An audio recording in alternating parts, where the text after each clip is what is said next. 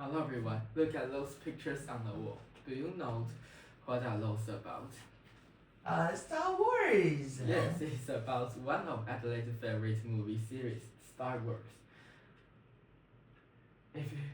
Have you watched the movie before? I haven't until this presentation. If you have watched the movie before, here are some questions for you. First, when was the first episode, The Phantom Menace, first released?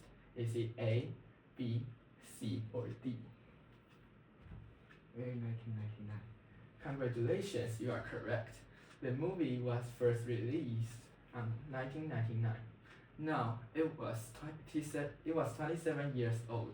It's almost twice older than us. The second question is, do you know Episode 1 is the first chronological chapter of what? Is it A, the Star Whispering Era, or B, the Danger Days, or C, Cosmas Combat Times, or D, the Skywalker Saga? Skywalker Saga. Yes, yeah, you got it right. If you are a die-hard fan, you might answer D, the Skywalker Saga. Today, I will introduce the first episode of Star Wars, The Phantom Menace. It is the epic and mystic movie that enters the world of the universe. For the sci-fi movie, my presentation will be separated into three parts. Initially, it is about the Naboo crisis. Secondly, the story moves on to the Chosen One. And finally, is the difficult boss tag, the war and the seas. The Trade Federation blockaded Naboo because they wanted to invade Naboo. And the Republic leaders, the Supreme Chancellor, sent Jedi Masters Qui-Gon Jinn and his apprentice Obi-Wan Kenobi to negotiate with Trade Federation. And the Darth Sidious, also called the Sith Lord, was secretly controlling the Trade Federation. The Sith Lords ordered the Viceroy Newt Gunray to kill Qui-Gon and Obi-Wan. However, Qui-Gon and Obi-Wan escaped and fled to Naboo. During the invasion, Qui-Gon saved a Gungan called Jar Jar Binks. Gungan is a special group of species living underwater. Jar Jar Binks took the Jedi to see the Gungan leader, the Boss Nass. The Jedi asked the Boss Nass to give them some help and help the Naboo. However, the Boss Nass said no. Finally, they only borrowed a starship and flew to the capital city of Naboo. At the capital city, they saved the Naboo Queen Padme Amidala and soon escaped from Naboo. And then they went to the Republic capital planet of Coruscant. Before we enter the next chapter, do you know why the Trade Federation wanted to invade Naboo? Janet, why? And wanted to blockade Naboo. Yeah, you already said the answer. Elwin, what? They want to invade Naboo. Yeah. Yes, because they wanted to invade Naboo. And the second one is, who was controlling the Trade Federation in the back? The Sith Lord Darth Sidious. Yes. The answer is the Darth Sidious or the Sith Lord. Here comes the chapter 2. Chapter 2 is about a chosen one which become a new teammate. On their way to get help, their warship's engines got broken, so they land on a desert planet called Tatooine. On Tatooine, they met a 9-year-old slave with a mighty force called Anakin Skywalker, and he wanted to become a Jedi Master. He also helped Qui-Gon and Obi-Wan win a new engine and a pod rescue. He was a gifted pilot, and he was also an engineer and make a potential droid C-3PO. And with the mighty force, Qui-Gon believed that he was the chosen one. The chosen one can restore balance to the force, and Qui-Gon decided to take Anakin with them. On their way back to the ship, Qui-Gon was attacked by Darth Maul, which is Xi's apprentice. Luckily, Qui-Gon was saved, and soon they left for the capital of Republic. When they arrived at the Republic, the Queen Padme Amidala hoped the Republic can help them.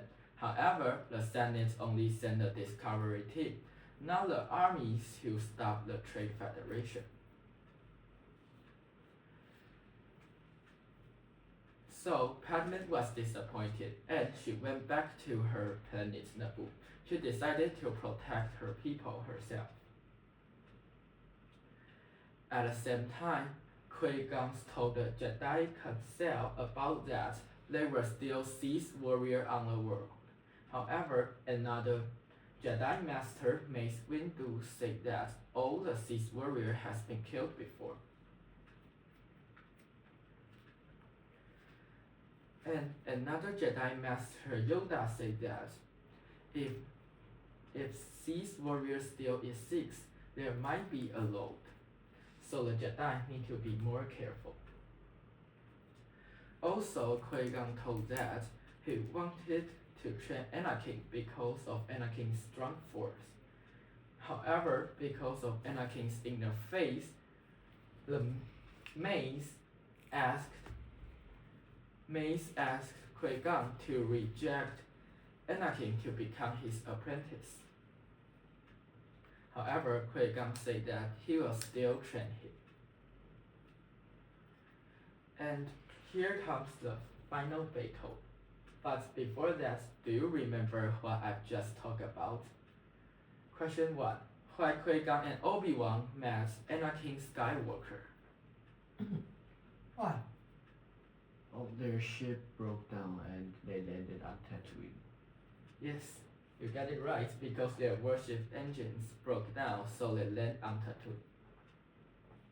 The second question, after reporting the situation in the Republic Senate, what did Queen Padme do?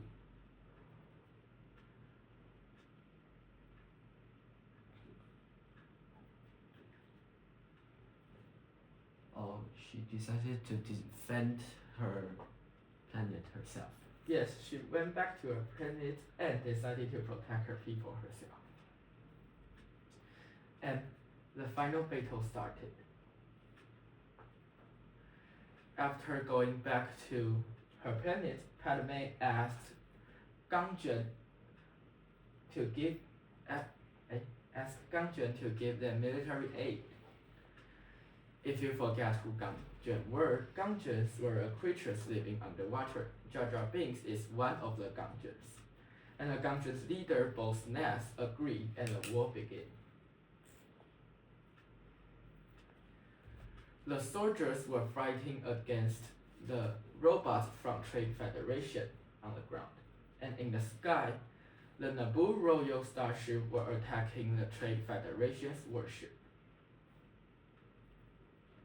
And our main characters, Padme, Anakin, Qui-Gon, and Obi-Wan led a team to combat with Trade Federation inside the Naboo Capital Palace.